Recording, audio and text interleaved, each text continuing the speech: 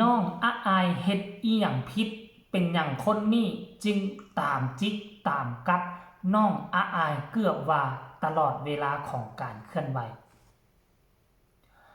ทักทายสวัสดี FC แฟนคลับทุกท่านก็แล้วกันมาพบมาพ้อกันคลิปนี้เป็นเรื่องราวข่าวสารเกี่ยวกับเรื่องที่บ่ค่อยดีปานใดของน้องอาอายสกุลพรลูกสาวของบอสนกพงศกรแห่งวงเสียงวีหกหรือว่าอาณาจักรเสียงวีหกนั่นเองตั้งหัวข้อแบบนี้บ่ได้หมายความว่าน้องอาอายบ่ดีแต่เป็น FC แฟนคลับเฮาก็บ่สามารถเอิ้นว่าเป็น FC แฟนคลับหรอกเป็นคนหนึ่งที่มันไส้บ่มักแต่เข้ามาซองเข้ามาเสือกตัวน้องอาอายขอเพียงแต่น้องอาอายเคลื่อนไหวเขาก็เสียบทันทีเพื่ออยากสร้างประเด็นและกระแสลบๆให้กับน้องอาอายสกุลพรนั่นเองท่านผู้ชม FC แฟนคลับในช่วง 2-3 มื้อที่ผ่านมานับตั้งแต่กุดจีนเนาะน้องอาอายก็จะมีการเคลื่อนไหวกลายเป็นกระแสอยู่ตลอดเวลา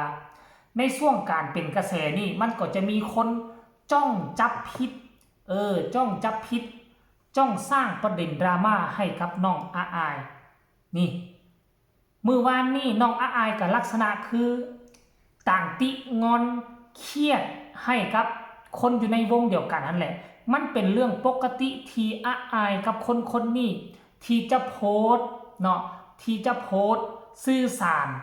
หยอกใยกันเป็นเรื่องปกติเกือบทุกมื้ออยู่แล้วเนาะแต่ว่าคนนี้นี่นะดันไปคอมเมนต์ใต้คอมเมนต์เว้าแบบนี้โอ้โหก็ถือว่าบ่สมควรไหนทุกคนบ่สมควรที่จะมาคอมเมนต์เว้าแบบนี้เจ้าบ่ฮู้ต้นปลายสาเหตุเจ้าบ่ฮู้ว่าอาอายโพสแบบนี้คืออาอายหมายถึงอีหยังคือเขาบ่ได้เครียดเขาบ่ได้คมเขาบ่ได้โพสใส่กันจริงจังก็คือหยอกกันเล่นๆในภาษาบ้านเฮาแต่ว่ามาคอมเมนต์ว่าอย่าไปง้อมันปล่อยมันไปเลย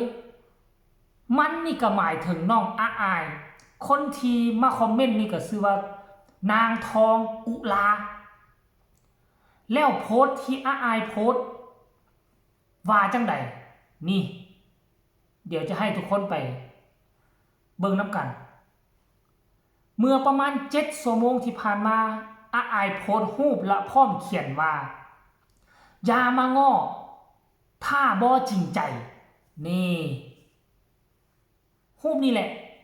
ตัวที่ก่อให้เกิดประเด็นปัจจุบันนี้อย่ามาง้อถ้าบ่จริงใจแล้วก็มีผู้ใช้แอฟฟ้าชื่อว่าบีบีเป็นทีมงานเสียงที่6เป็นคนหักคนแพงกับอาอายนั่นแหละแชร์โพสต์นี่ไปแล้วก็มีคนมาคอมเมนต์ทันทีทันใดเลยท่านผู้ชมโอ้ยนี่ทุกคนเดี๋ยวจะให้เบิ่งนี่นะคือเพิ่นกระแสมาเห็นบ่อันนี้เพจของเพิ่นกระแสมาเป็นเรื่องปกติเขาฮักเขาแพงกันดีแล้วก็พร้อมว่าเคค่ะลักษณะคือตอบอาอายบอกว่าอย่ามาง้อเด้อถ้าบ่จริงใจคนนี้กระแสว่าเคค่ะก็คือเขาหยอกกันแมสบ่มีผู้ใดสิมากล้าแชร์แล้วมาเขียนโพสต์แบบนี้ให้กับบอสน้อยแห่งวงหัวหน้าน้อยของตนเองคือเขาหยอกกันดีเขาฮักกันดีแต่เขาหยอกกันแต่ดันมีคนที่พร้อมเสียบอาอายอยู่แล้วมีคนพร้อมที่จะดึงอาอายลงจากกระแสโด่งดังอยู่แล้วแล้วก็มาคอมเมนต์ใส่ใต้คอมเมนต์แล้วก็แท็กไปให้ผู้ที่ซื้อบีนี่ว่า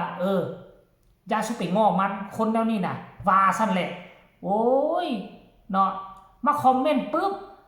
คนที่ใส่แอฟฟ้าชื่อว่าบีนี่เนาะก็แคปเอามาเลยได้บ่นี่แคปเอามาเลยเอามาโพสต์ถามความคิดเห็นของบรรดา FC แฟนคลับว่ามันสมควรแล้วหรือบ่เห็นบ่ล่ะนี่ทุกคนนี่นะเพิ่นก็หลังจากเพิ่นไปเห็นคอมเมนต์คนนี้มาคอมเมนต์อยู่ใต้แชร์ของเพิ่นก็เกิดความบ่สบายใจและก็ออกมาเขียนว่าแรงไปไหมคุณป้าขาเข้าใจคำว่าหยอกกันไหมคะคือคุณป้ามีอคติอะไร หรือเปล่างงแล้วก็พร้อมกับเอารูปตัวนี้ลงมาพร้อมกับคอมเมนต์ของคุณป้านางทองอุราอย่าไปง้อมันปล่อยมันไปเลยอันนี้บอกกับบีให้ไหนจะสุดไปง้ออายปล่อยอายไปโลดคันปล่อยอายไปเลยเฮ็ดอะไรวงกับวงของอายน่ะวงของพอน้องอายก็เป็นวงของอาย